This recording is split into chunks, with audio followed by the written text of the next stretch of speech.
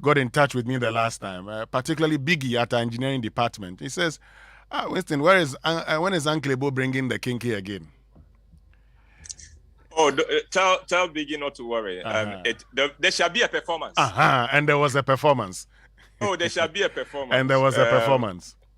So tell brother Deacon Amwa, tell brother Biggie that there shall be a performance. That says the servant of the Lord. Amen. He says he likes the hot pepper. The hot pepper.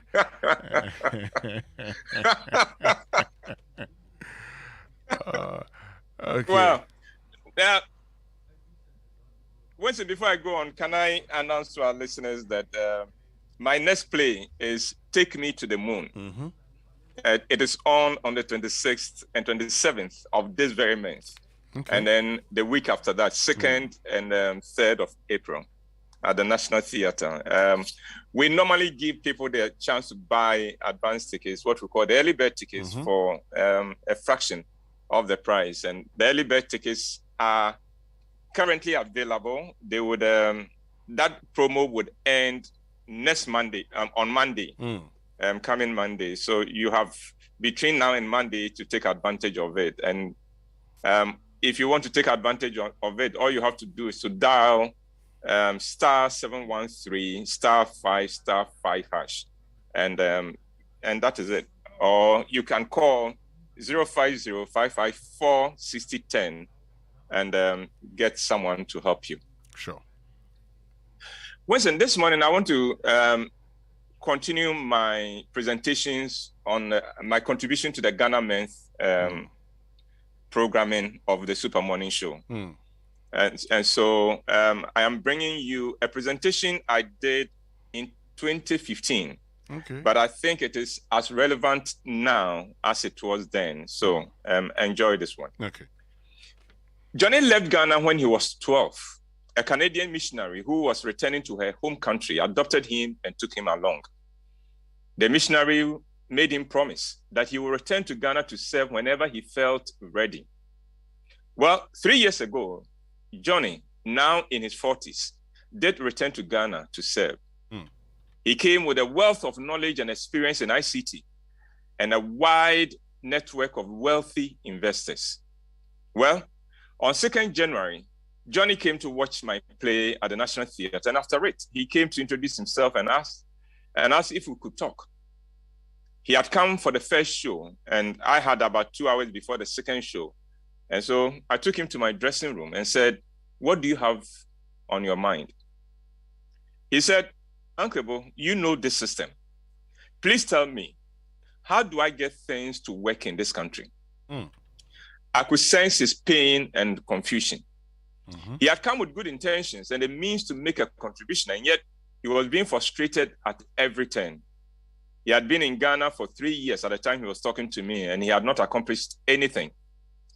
But even as I listened to his story, I knew he was not alone in this. Many returnees, and indeed many foreigners who come to Ghana with good intentions, suffer the same confusion and frustration. Those who come to Ghana with the aim of milking and robbing the nation do not face the same frustrations.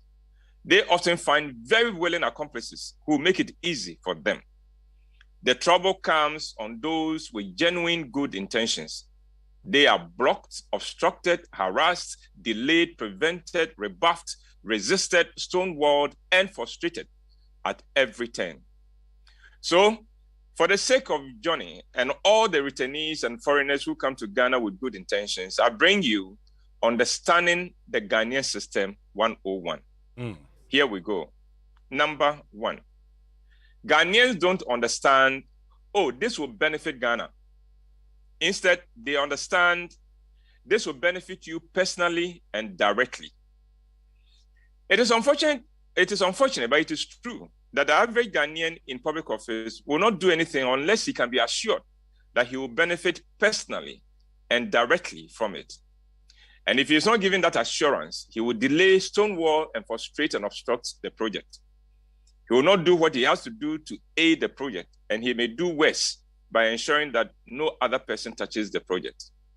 So, for instance, don't tell a Ghanaian official that you have raised $2 million to combat malaria in Ghana.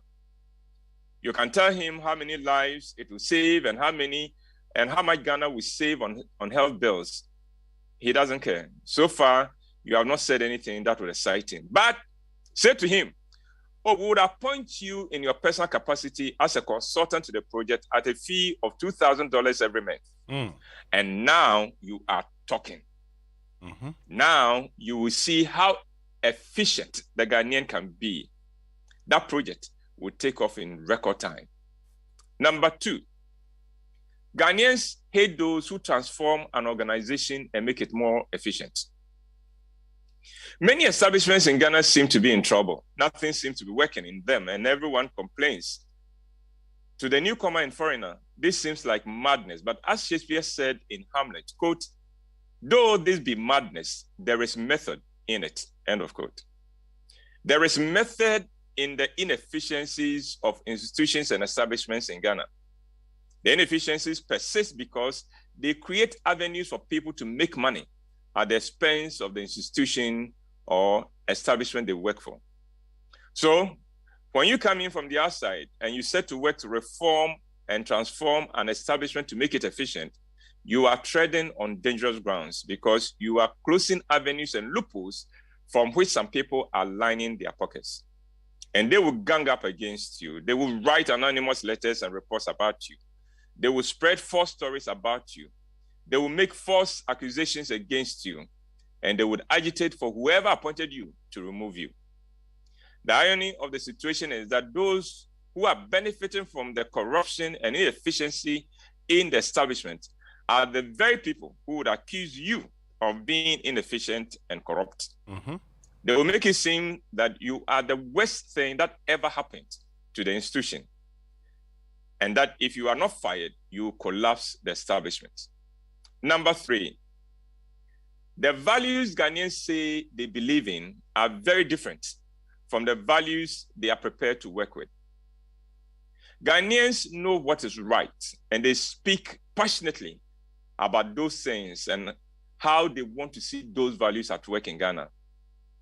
Now, if you think that because they speak for these values, they are willing to adhere to them, then you are mistaken. For instance, a Ghanaian will say that he hates programs that begin late. He will speak passionately about the need for programs to begin on time. But put him in charge, and he himself will be late for the program. You see, the Ghanaian believes in a principle as long as he is not expected to live by it. When a Ghanaian speaks about a principle, he is saying that others should live by it, but he can exercise some flexibility about living by it. So when it suits him, he lives by it. When it doesn't, he simply ignores it. Number 4, the Ghanaian believes that his employer owes it to him to make his life comfortable, no matter his lifestyle or level of productivity. The Ghanaian does not understand that companies survive on the input and productivity of its workers. To the average Ghanaian worker, the company should have a pot of money somewhere from which salaries are paid and conditions of service improved. And this should not depend on the productivity of the workers, but solely on the need of the workers. The concept that the worker is employed to produce resource and that the company depends on the collective resource of its workers to generate the income from which salaries are paid is foreign to many Ghanaian workers. And finally, number 5, the Ghanaian will not tell you no to your face. This is one of the characteristics of the Ghanaian that confuses returnees and foreigners the most. Submit a proposal to a Ghanaian official. He knows he's not interested, but he will not tell you so. He will act very enthusiastic about it and promise you that he will act on it with dispatch. As soon as you leave, he throws it away. But anytime you call, he will have encouraging words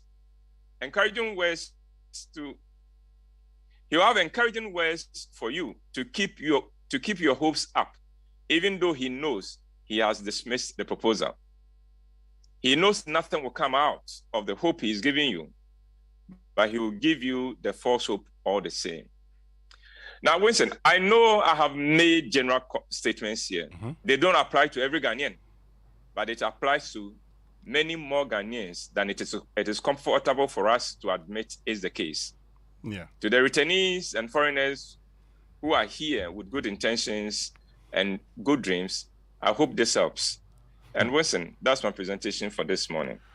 Wow. Thank you very, very much, Uncle White. I've been thinking about all the things you've been saying. You know, the fact that he says, I'm very time conscious, but then he's thinking about you and not himself.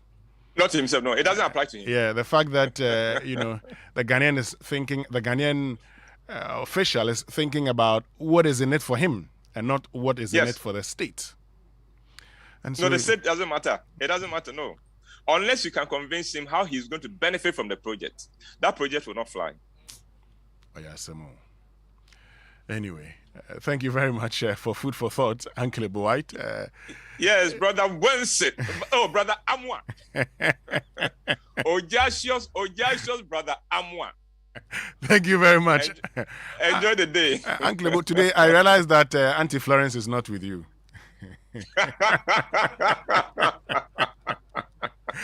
No comment. Enjoy your day to Uncle White, and thank you very much for joining us with Food for Thought. That's Uncle White with Food for Thought here on the Super Morning Show on Joy 99.7 FM. Time now for the Joy Business Minute, brought to us by Consolidated Bank Ghana CBG. We stand with you, and NCI Insurance, the real face of insurance. Hi, and welcome to the Joy Business Minute, brought to you by Consolidated Bank Ghana. We stand with you. And NCI Insurance, NCI, the real face of insurance. Government statistician Professor Samuel Kobna Enim is calling for measures to slow down the rate of inflation, which is rising quickly with the ongoing tensions between Russia and Ukraine, fueling increases in prices of some foodstuffs, particularly cereal. Former Finance Minister Setekpe is advising government to be transparent and candid with the current